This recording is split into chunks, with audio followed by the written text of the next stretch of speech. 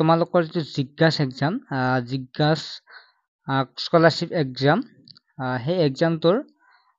তোমালোকৰ ডেটটো ইতিমধ্যে ঘোষণা কৰিছে 9 নৱেম্বৰত হ'ব যিটো তোমালোকৰ এক্সামটো হৈছে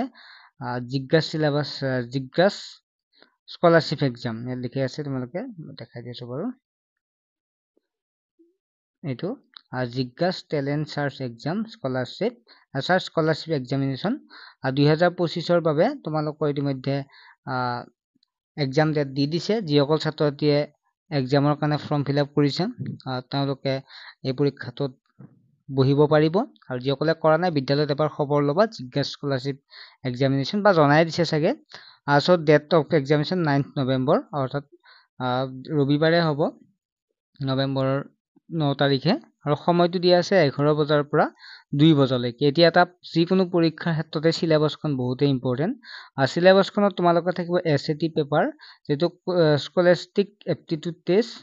আৰু লগতে য'ত কি আছে for each class the current syllabus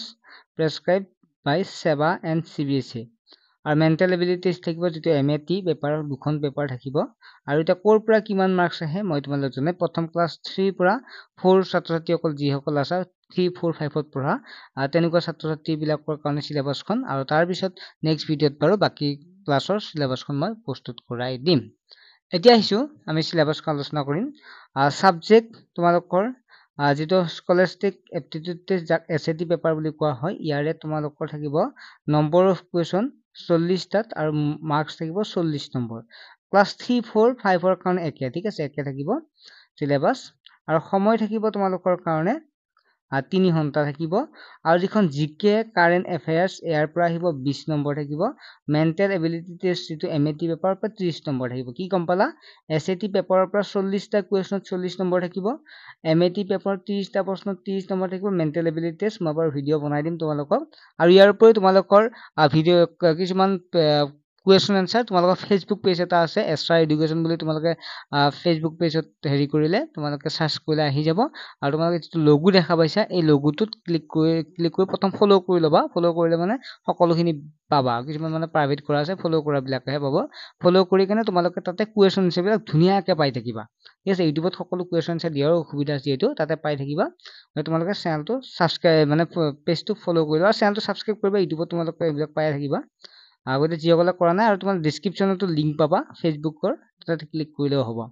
জিকেত থাকিব 20 টাত 20 নম্বৰ থাকিব আৰু ইংলিছৰ পৰা থাকিব 10 টাত 10 নম্বৰ অৰ্থাৎ কি থাকিল SAT পেপাৰৰ পৰা থাকিল তোমালোকৰ 40 নম্বৰ MAT পেপাৰৰ পৰা থাকিল 30 নম্বৰ জিকেৰ পৰা থাকিল 20 নম্বৰ জেনাৰেল বা নলেজ বা কাৰেন্ট এফেয়াৰ্স মানে যিবিলাক চলি আছে এটা জুবিন গাৰ্গৰ কি ক'ব পাৰে জুবিন গাৰ্গৰ যিবিলাক ঘটনাবিলাক হেলা খুৰিব তেখেতৰ মৃত্যু কেতিয়া জন্ম কেতিয়া এইবিলাক কাৰেন্ট এফেয়াৰ্স হয় নহয় বা তেখেতৰ সমাধি ক'ত কৰা হৈছে তেনেকুৱা ধৰণৰ কাৰেন্ট এফেয়াৰ্স বৰ্তমান চলি থকা বৰ্তমান অসমৰ শিক্ষামন্ত্ৰী কোন এইবিলাক কাৰেন্ট এফেয়াৰ্স বুলি কোৱা হয় ঠিক আছে এইবিলাকো চাবা আৰু ইংলিশ গ্ৰামাৰ চাবা ইংলিশ গ্ৰামাৰ জানা ইংলিশ গ্ৰামাৰৰ পৰা 10 টা কোৱেশ্চন 10 নম্বৰ আহিব টোটাল থাকিব 100 নম্বৰ আৰু তোমালোকৰ 2-3 ঘণ্টা থাকিব আৰু SAT পেপাৰ বুলি কওঁতে সায়েন্সৰ পৰা 20 নম্বৰ মেথছৰ পৰা 20 নম্বৰ ঠিক আছে যিখন SAT পেপাৰ বুলি কৈছে ইয়াত সায়েন্স আৰু মেথছৰ পৰা থাকিব সায়েন্সৰ পৰা 20 নম্বৰ আৰু মেথছৰ পৰা 20 নম্বৰ থাকিব এটা তোমালোকে যদি চাও সায়েন্সৰ পৰা 20 নম্বৰ মেথছৰ পৰা 20 নম্বৰ জিকে কাৰেন্ট এফেয়াৰ্সৰ পৰা 20 নম্বৰ ইংলিশ গ্ৰামাৰৰ পৰা 10 নম্বৰ আৰু তোমালোকৰ মেণ্টেল এবিলিটিৰ পৰা 30 নম্বৰ টোটাল লাগিব 100 নম্বৰ বুজি পালা তোমালোকে বাকিখিনি বাৰু